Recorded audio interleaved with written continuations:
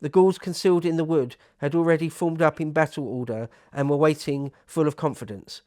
As soon as they caught sight of the head of the baggage train, the moment which they had agreed upon to start the battle, they suddenly dashed out in full force and swooped down on our cavalry, which they easily routed. Then they ran down to the river at such an incredible speed that almost at the same moment they seemed to be at the edge of the wood, in the water, and already upon us. With equal rapidity they climbed the hill towards our camp to attack the men who were busy entrenching it. Caesar had everything to do at once: hoist the flag, which was the signal for running to arms, recall the men from their work on the camp, fetch back those who had gone far afield in search of material for the rampart, form the battle line, address the men, and sound the trumpet signal for going into action. Much of this could not be done in the short time left available by the enemy's swift onset. But the situation was saved by two things. First, the knowledge and experience of the soldiers. Caesar's men, the Romans, are just quality. Professional soldiers. They're quality. Whose training in earlier battles enabled them to decide for themselves what needed doing, without waiting to be told. Secondly, the order which Caesar had issued to all his generals, not to leave the work, but to stay each with his own legion until the camp fortifications were completed. As the enemy was so close and advancing so swiftly, the generals did not wait for further orders, but on their own responsibility took the measures they thought proper." End quote. Just that alone makes the Roman army of this period, under Caesar at least, far, far superior to almost anything they're ever going to face. See, that is something which it took centuries and centuries for armies to come to terms with. The idea that what you really need is someone that someone at a divisional level or a regimental level, someone like a captain or a major or a colonel, can make decisions, make decisions completely on his own. There's no time to wait for a general or the supreme commander to take in all the information and then make a measured decision. No, you need someone like a major to see what's happening right in front of his eyes, what's playing out, and react to it in real time. And, something like that is going on with Caesar's army. And well, he said there plainly, that's one of the things that saved the situation. He goes on. After giving the minimum of essential orders, Caesar hastened down to the battlefield to address the troops, and happened to come first upon the 10th Legion, to which he made only a short speech, the 10th his favourite, urging them to live up to their tradition of bravery, to keep their nerve, and to meet the enemy's attack boldly. Then, as the Nervi were within range, he gave the signal for battle. On going to the other side of the field to address the troops there, he found them already in action. The soldiers were so pushed for time by the enemy's eagerness to fight that they could not even take the covers off their shields or put on helmets, not to speak of fixing on crests or decorations. Each man, on coming down from his work at the camp, went into action under the first standard he happened to see, so as not to waste time searching for his own unit. It really is panic stations. Well, not panic though, right? I mean, they kept their nerve. The battlefront was not formed according to rules of military theory, but as necessitated by the emergency and the sloping ground of the hillside. The legions were facing different ways and fighting separate actions, and thick hedges obstructed their view. The result was that Caesar could not fix upon definite points for stationing reserves, or foresee what would be needed in each part of the field. And unity of command was impossible. In such adverse circumstances, there were naturally ups and downs of fortune. The 9th and 10th legions were on the left, and discharged a volley of spears at the Atrebates, who happened to be facing them. Breathless and exhausted with running, and many of them now wounded, the Atrebates were quickly driven down to the river, and when they tried to cross it, our soldiers with their swords attacked them at a disadvantage and destroyed a large number. Crossing the river themselves without hesitation and pushing forward up the steep slope, they renewed the fight when the enemy began to resist once more, and again put them to flight. Meanwhile, in another part of the field, on a front facing in a slightly different direction, the 11th and 8th legions engaged the Virumandi, drove them down the hill, and were now fighting right on the riverbanks. By this time, however, the Roman camp was almost entirely exposed in front and on the left, and the 12th and 7th legions, which were posted fairly close together on the right, were attacked by the whole force of the Nervi. led in a compact mass by their commander-in-chief, Boduognatus. Some of them began to surround the legions on their right flank, while the rest made for the hilltop where the camp stood. So, swings and roundabouts, as Caesar said. Some successes down by the river, but the camp itself being hard pressed.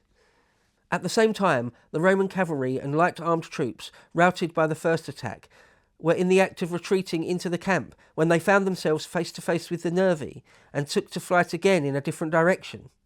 That's the Romans. The Romans are running away there. The servants too, who from the back gate on the summit of the hill had seen our victorious troops cross the river and had gone out to plunder, on looking back and seeing the enemy in the camp, immediately ran for their lives.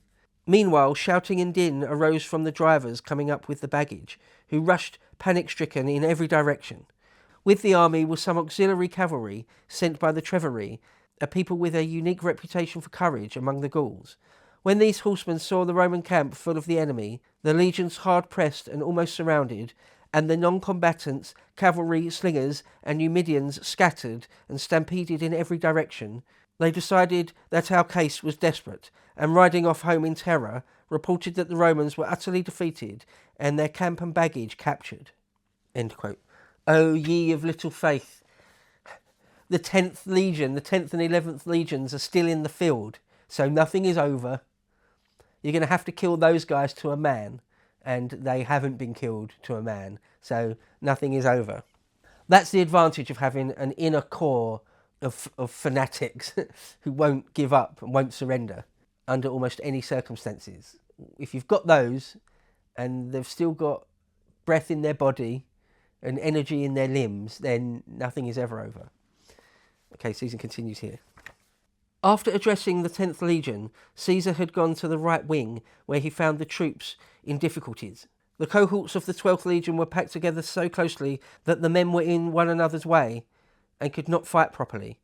All the centurions of the 4th cohort, as well as a standard bearer, were killed, and the standard was lost. Nearly all the centurions of the other cohorts were either killed or wounded, including the chief centurion, Publius Sextus Baculus, a man of very great courage, who was so disabled by a number of severe wounds that he could no longer stand. The men's movements were slow, and some in the rear, feeling themselves abandoned, were retiring from the fight and trying to get out of range. Meanwhile, the enemy maintained unceasing pressure up the hill in front, and were also closing in on both flanks. As the situation was critical and no reserves were available, Caesar snatched a shield from a soldier in the rear.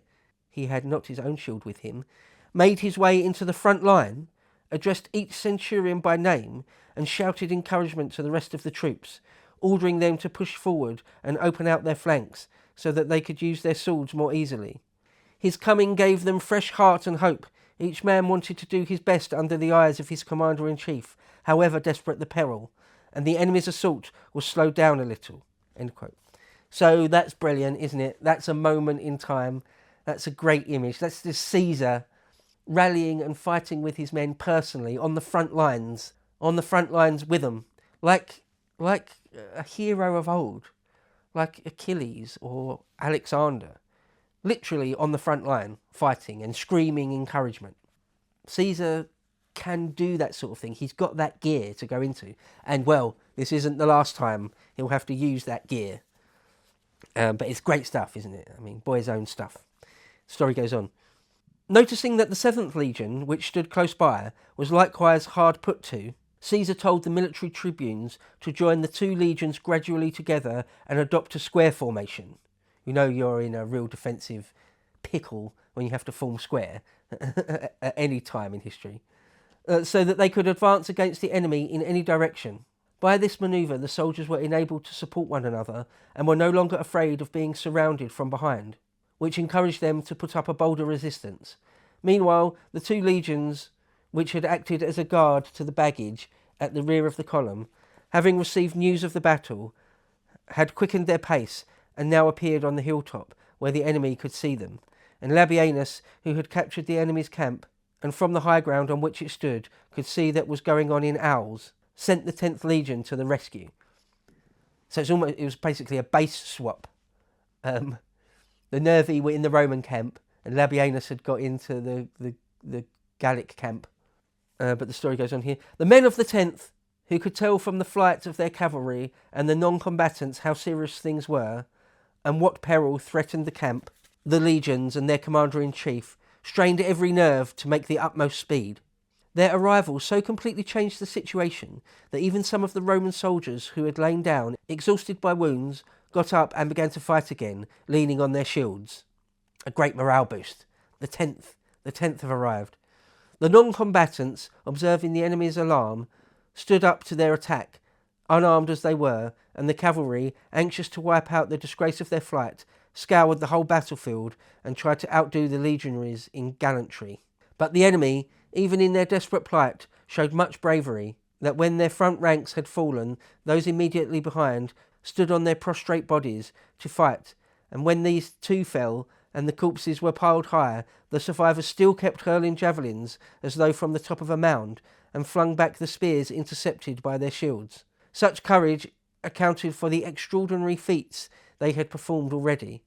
Only heroes could have made light of crossing a wide river, clambering up the steep banks, and launching themselves on such a difficult position. So Caesar giving them some credit there. Caesar does do that. Credit where credit's due. What the Gauls had done that day was brave and gallant. But he continues here. So ended this battle, by which the tribe of the Nervi was almost annihilated, and their name almost blotted out from the face of the earth. On hearing the news of it, their old men, who, as already said, had been sent away with the women and children into tidal creeks and marshes, decided that nothing could stop the victorious Romans or protect their conquered tribe, and with the consent of all the survivors, they sent envoys to Caesar and surrendered.